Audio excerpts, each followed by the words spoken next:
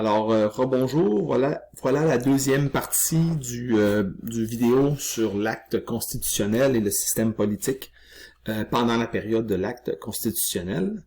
Donc ça, c'est de 1791 à 1840. Donc, j'étais rendu avec vous à la structure politique de cette nouvelle constitution-là. Juste avant, j'avais oublié de vous montrer un petit peu, juste un rappel là, pour vous orienter, à quoi ressemble la population et en fait toute la structure de sous cette nouvelle constitution-là. On se souvient maintenant que à partir de cette constitution-là, on a deux nouveaux territoires, on a deux colonies. Okay? On a le Bas-Canada. Le Bas-Canada, en fait, c'est ce qui va devenir plus tard le Québec. C'est principalement la vallée du Saint-Laurent et ce sont des Canadiens, surtout, en majorité. On voit qu'à l'époque, en 1791, c'est vraiment la colonie la plus peuplée. OK? Ben oui, c'est sûr, parce que c'était l'ancienne Nouvelle-France, la partie peuplée de la Nouvelle-France. Majorité francophone, catholique. OK?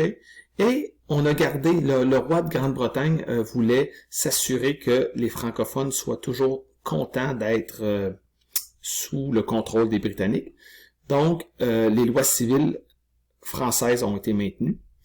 Par contre, c'est les lois britanniques pour le criminel. Et c'est le régime seigneurial pour toutes les terres qui sont déjà divisées en seigneuries. Par contre, les nouvelles terres qui vont être développées à partir de cette date-là, donc notre région, Ormstown, Huntingdon, Hemmingford, ces régions-là sont développées en cantons. Dans le Haut-Canada, on se souvient que c'était pour répondre aux demandes des loyalistes. Eh bien, la majorité est anglophone protestante. Toutes les lois civiles et criminelles sont britanniques. Et le système de division des terres est seulement en canton, ce qui est le système britannique.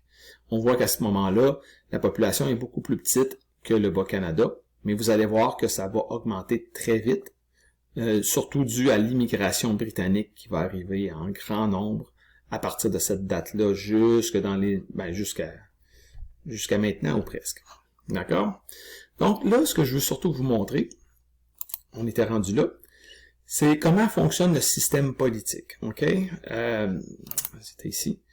Ce qu'il faut comprendre, quand on dit, OK, quel était le système politique mis en place avec cette constitution-là, c'était le même système politique qui avait lieu en Grande-Bretagne. Et le système s'appelle une monarchie constitutionnelle. En fait, c'est encore notre système politique présentement au Canada. Okay? Monarchie, parce que c'est un roi qui était à la tête de l'État, qui est le chef de l'État. Aujourd'hui, c'est la reine Élisabeth II. À l'époque, c'était ses ancêtres, souverains de Grande-Bretagne. Et constitutionnel, c'est que le roi n'a pas tous les pouvoirs. Le roi ne peut pas tout décider. Okay? C'est pas comme dans le temps de la Nouvelle-France avec le roi qui avait un pouvoir absolu. Je sais pas si vous vous souvenez, la monarchie absolue ou absolutisme de droit divin. Hein, les rois de France, c'était ça, c'était un pouvoir complet. Eh bien, les Britanniques, c'est différent. Le roi, son pouvoir, il est limité par une constitution. Okay? C'est vraiment la constitution qui dit, OK, le roi a cette partie-là des pouvoirs, mais l'autre partie des pouvoirs revient à un gouvernement, à un parlement. D'accord? Et justement, ce système-là, eh bien, inclut ce qu'on appelle le parlementarisme, c'est-à-dire, tu as des représentants élus, des députés, OK? Il y en a certains qui sont nommés, OK? Qui vont faire partie d'un parlement, c'est-à-dire d'un endroit où on va discuter, on va faire un débat et on va voter pour des lois. Okay? Donc, le parlementarisme, en fait, c'est cette section-là. Okay? Donc, il y a beaucoup de parlementage, qu'on pourrait dire. D'accord? Donc, ça, c'est le nom du système politique. Maintenant, évidemment, à partir du moment que tu as une chambre d'assemblée, tu as le droit de vote. Donc, la population, une partie de la population a le droit de voter. Donc, ici, c'est pas juste pour vous montrer quelles sont les conditions, qui a le droit de voter à partir de 1791 dans la colonie. Donc, évidemment, il faut être un sujet britannique, donc il faut faire partie de l'Empire britannique. Tous les habitants du Bas-Canada de l'époque sont des sujets britanniques, ou presque. Il faut avoir 21 ans ou plus, contrairement à aujourd'hui qui est 18 ans ou plus. Et aussi, il faut être propriétaire d'une terre ou d'une maison. Donc, you have to own a house or land. Ou tu peux être un locataire, you can rent, mais tu dois avoir payé pendant 1 an, ton loyer. Les femmes ont le droit de vote à ce moment-là. C'est assez particulier parce que elles vont le perdre un petit peu plus tard et le regagner beaucoup, beaucoup, beaucoup plus tard. D'accord? Le droit de vote se fait pour la première fois 1 an après la mise en place de la Constitution, c'est-à-dire en 1792. On ne sera pas surpris que ce sont les Canadiens, les députés canadiens qui vont prendre la majorité des sièges dans le Bas-Canada, parce qu'on le sait, la majorité de la population, ce sont des Canadiens. D'accord? Maintenant, ce que je vais vous montrer, je vais terminer avec ça, c'est comment ça fonctionne, parce qu'on le sait, un gouvernement, c'est pour faire des lois, et c'est avec les lois, après ça, que le gouvernement contrôle le territoire, contrôle la population. Alors, comment ça fonctionne à l'époque, le cheminement d'un projet de loi? Okay? Donc, souvent, ça va partir de la Chambre d'Assemblée, donc des députés qui sont élus par la population. C'est eux qui vont penser à des nouvelles lois à mettre en place. Donc, d'abord, ils vont en discuter. Ils vont étudier les détails. Il va y avoir des gros débats.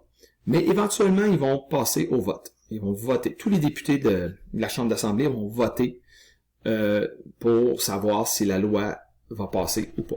Donc, c'est la majorité qui l'emporte. S'il y a une majorité qui vote pour, la loi peut aller au prochain niveau. Le prochain niveau, c'est le Conseil législatif. Donc, s'il y a une loi qui est votée à la Chambre d'Assemblée, elle doit maintenant passer à l'étude par les gens, le Conseil législatif, il y a une douzaine de personnes, qui, eux, regardent cette loi-là. Et ils ont le droit de la refuser. C'est-à-dire, ils peuvent dire, non, nous, on n'aime pas la loi comme elle est, il faut changer des choses. Et donc, ils peuvent la retourner à la Chambre d'Assemblée et leur dire, là, vous devez améliorer tel point, tel point, tel point. Donc, les chambres d'Assemblée doivent refaire le travail, voter une autre fois et retourner ça au Conseil législatif qui, encore une fois, a le droit de refuser encore la loi qui est présentée. Mais ça se peut aussi que le Conseil législatif accepte les modifications et accepte la loi. C'est toujours pas une loi, par contre, parce qu'une fois que le Conseil législatif a accepté la loi, elle doit ensuite être présentée au gouverneur. N'oubliez pas, il représente, lui, le roi de Grande-Bretagne et le gouvernement de Grande-Bretagne. Donc, le gouverneur, lui aussi, a le droit de regarder la loi, et lui, il a un pouvoir très, très grand, qui est un droit de veto. C'est-à-dire que si le gouverneur considère que cette loi-là ne fait pas l'affaire, probablement parce qu'il pense que le gouvernement britannique et le roi britannique va pas l'aimer, la loi, eh bien, il a le droit de dire non, cette loi-là est refusée. Donc, même si elle a été votée en majorité par les députés, acceptée par le Conseil législatif, le gouverneur a quand même le droit de dire non, ça ne passera pas. Et si, justement, la Chambre d'Assemblée sont un peu trop fâchés de ça et ils se plaignent, le gouverneur peut même dire, vous n'êtes pas content? Eh bien, je vais dissoudre, je vais canceller, annuler la Chambre d'Assemblée.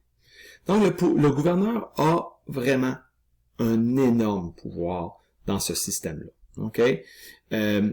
Évidemment, si jamais le gouverneur accepte la loi, ben là, ça devient une vraie loi et qui va être dans toutes les lois qui sont déjà en place pour le Conseil exécutif pour leur permettre de bien gouverner le territoire et la colonie. D'accord?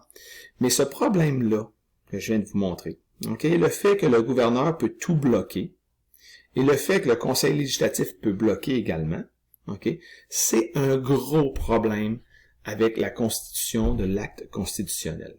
Parce que même si on a une chambre d'assemblée, on pense que c'est une belle démocratie, que c'est la population qui se choisit des gens qui vont amener des lois, qui les représentent, eh bien, ça vaut rien tout ça, parce que justement, le gouverneur qui est choisi par la Grande-Bretagne, le Conseil législatif qui est choisi par le gouverneur, donc tous ces gens-là ne sont pas choisis par la population, et pourtant, ils ont le vrai pouvoir d'accepter ou de refuser une loi.